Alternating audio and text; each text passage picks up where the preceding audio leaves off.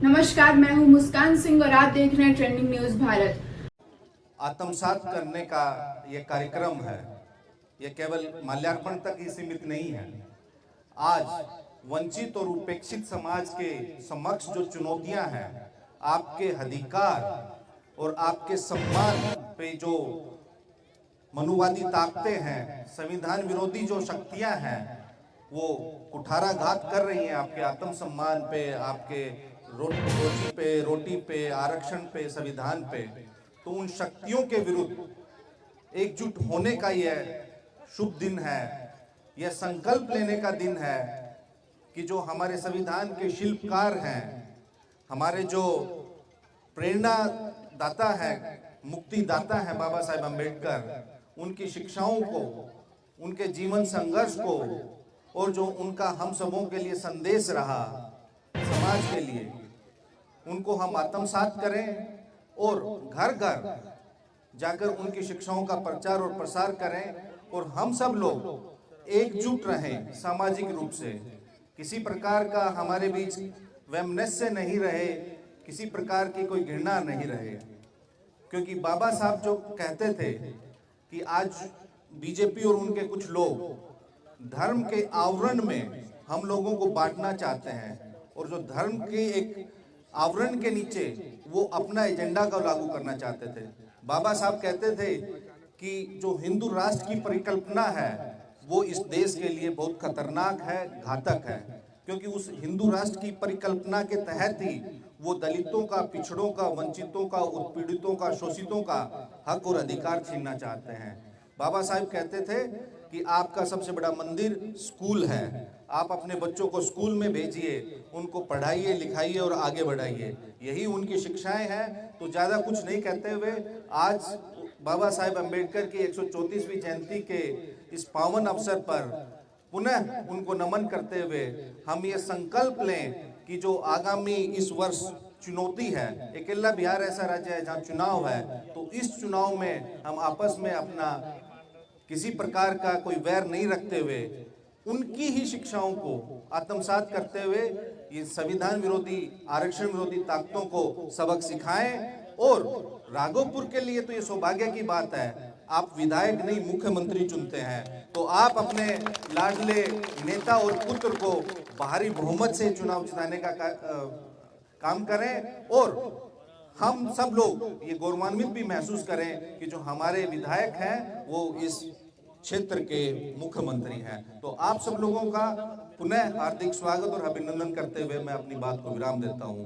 जय जय जय जय जय भीम। बाबा साहब अमर रहे, बाबा साहब अमर रहे। Thank you. बहुत बहुत धन्यवाद सांसद महोदय। अब हम चाहेंगे कि वरिष्ठ भाई आवे और 2 मिनट में सभा का संबोधन करें।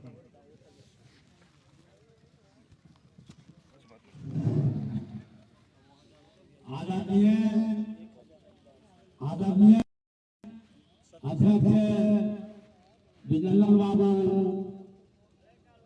तथा हमारे राघोपुर क्षेत्र के शशि बाबू, अरुण भाई, यमधारी बाबू, सभी संजय बाबू, चंदन बाबू, अपना नेता राघोपुर के टैक्सी बाबू को हम अपना दिल से हार्दिक अभिनंदन करते हैं और राघोपुर के सारे ग्रामवासियों से मेरा अनुरोध है कि यह सीट जो है, यह सीट पर पूरा बिहार, पूरा भारत देख रही है।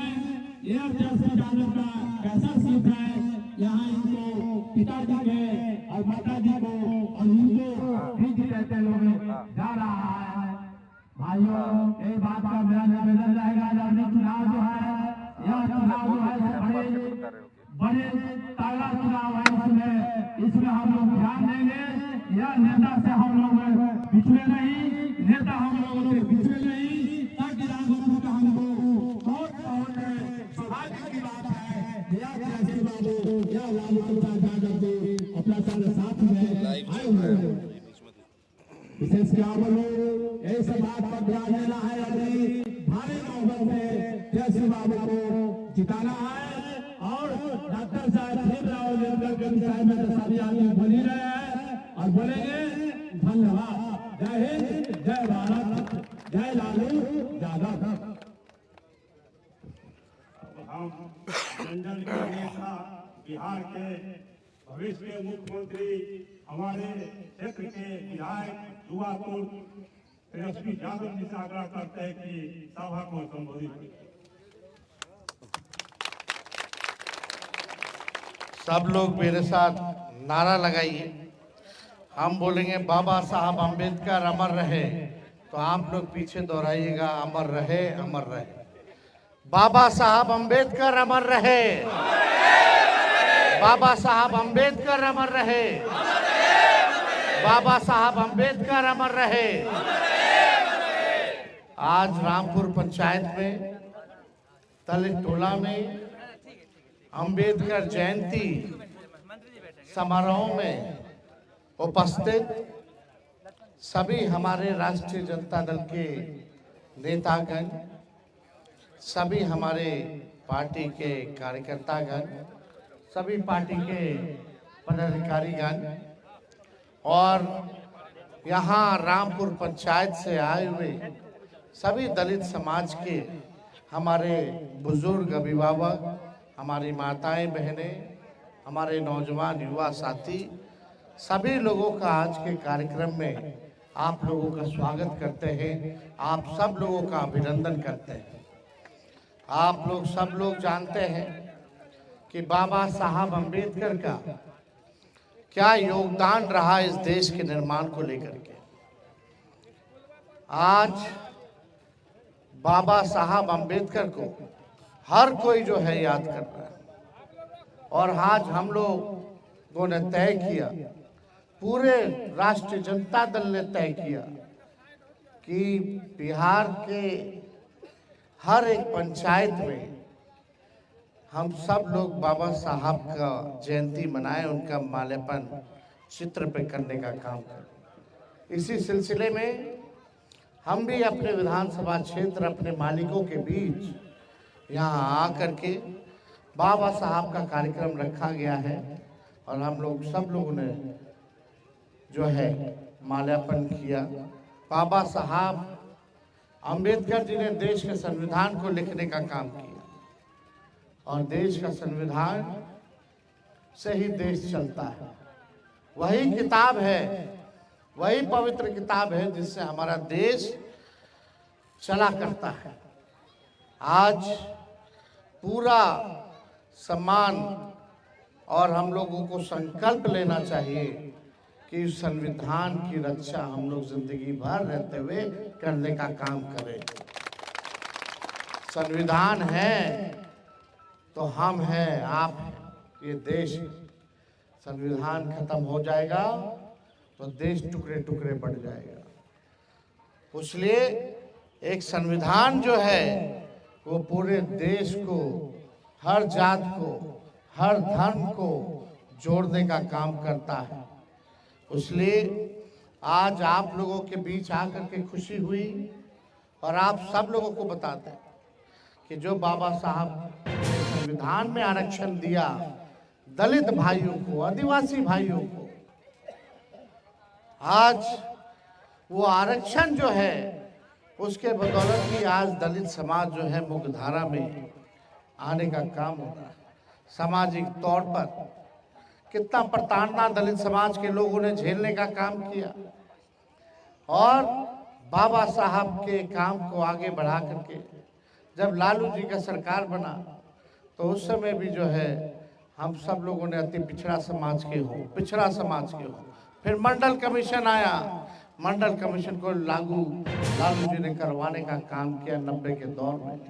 पिछड़ों को भी आरक्षण मिला और जब हम लोगों का 17 महीने जब तेजस्वी उप मुख्यमंत्री था तो जाति आधारित गणना करा करके हम लोगों ने बिहार में आरक्षण की सीमा 65% बढ़ाने का काम किया।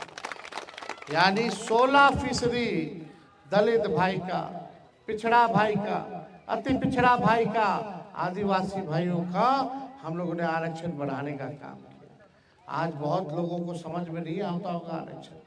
जितना सरकारी बहाली निकल रहा है, कॉलेज में दाखिला चाहिए, नौकरी चाहिए सरकारी, तो उसमें दलितों का आरक्षण तय है, उसमें पिछड़ों का आरक्षण तय है, अति पिछड़ों का आरक्षण तय है, आदिवासी भाइयों का आरक्षण तय है।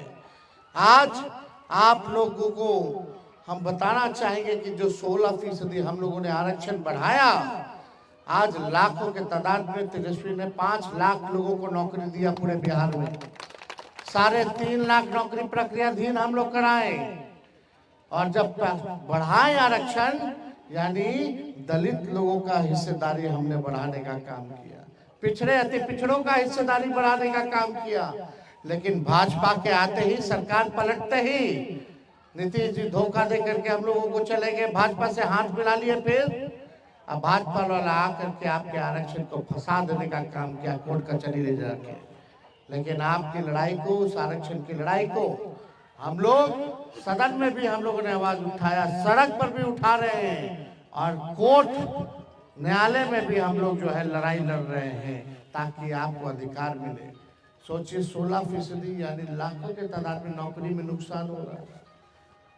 एडमिशन कहीं कराना हो पढ़ाई लिखाई के लिए तो उसमें नुकसान हो रहा है।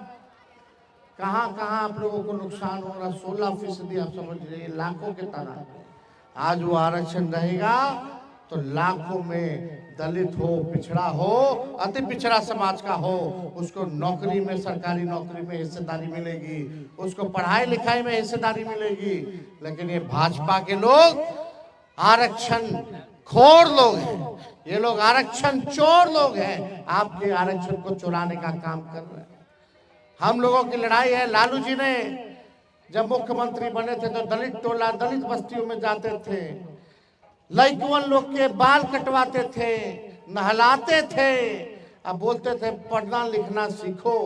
एक गाय चराने वाले, भैंस चराने वाले, आप सब लोग मिलकर के, जूता सीने वाले, चूहा पकड़ने वाले, भेड़ चराने वाले, बकरी चराने वाले, सब लोग जो है पढ़ना लिखना सीखो। इसलिए पढ़ना लिखना दलित समाज के लोगों को, यही अंबेडकर जी चाहते थे कि पूरा देश हमारा जो सबसे अंतिम पैदान पे समाज पे खड़ा जो व्यक्ति है, जो दलित है, सबसे गरीब दलित है, उसको मुख्यधारा में लाना है तो उसको शिक्षित बनाना पड़ेगा। आज कुछ सामंतवादी लोग जो हैं, जो भाजपा वाले लोग हैं, वो नहीं चाहते कि गरीब का बच्चा पढ़ लिख ले, गरीब के बच्चा को नौकरी मिले। वो लोग गुलाम बना करके रखना चाहता है, आपसे मजदूरी कराना चाहता है, और आपको आपका हक अधिकार नहीं देना चाहता है, छीनना चाहता है। इसके खिलाफ हम लोगों की लड़ाई है।